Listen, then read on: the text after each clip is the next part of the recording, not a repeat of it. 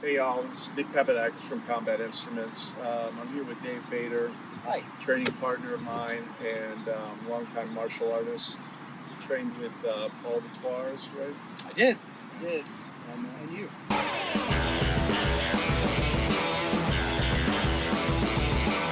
Yeah, and quite a bit of Brazilian Jiu-Jitsu. Yeah, that too. So I want to talk a little bit about, you've been working in the video game industry probably for 20 years. Yeah, I've been a combat systems designer for video games for, I don't know, probably 10 years in combat and 10 years in general design before that stuff. Yeah.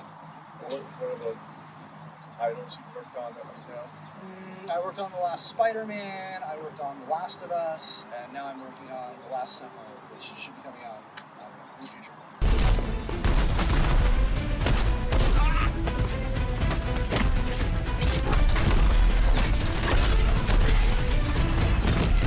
It seems like Kali comes up a lot, whether it's getting named or not in video games. Do you agree?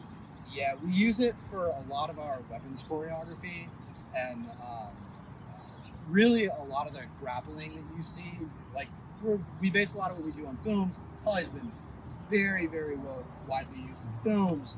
Born Identity, The Woman King recently was a big Kali movie. A bunch of movies, right?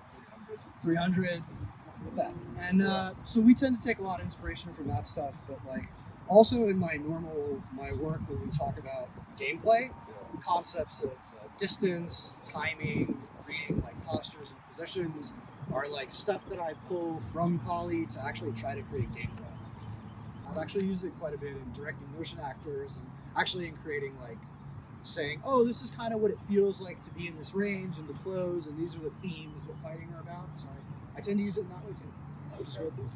So in talking in the past, you had mentioned that Kali's also good due to the variety of weapons in the art.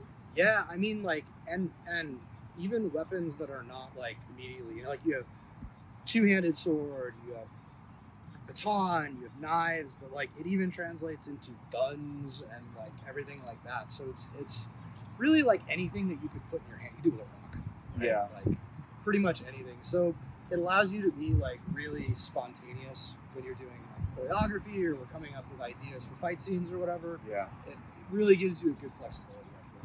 Yeah, kind of the old school thing of pick up anything and make it a weapon. Yeah.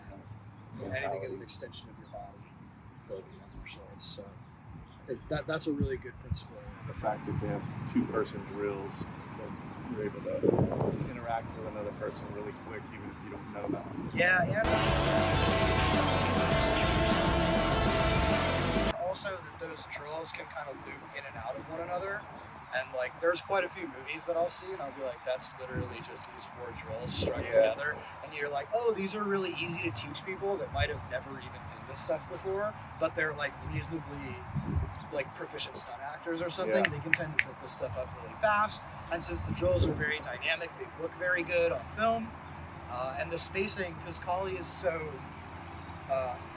really aware of ranges, we can get spacing to be the way that we want for the camera and for motion actors and stuff. Yeah. It's very helpful.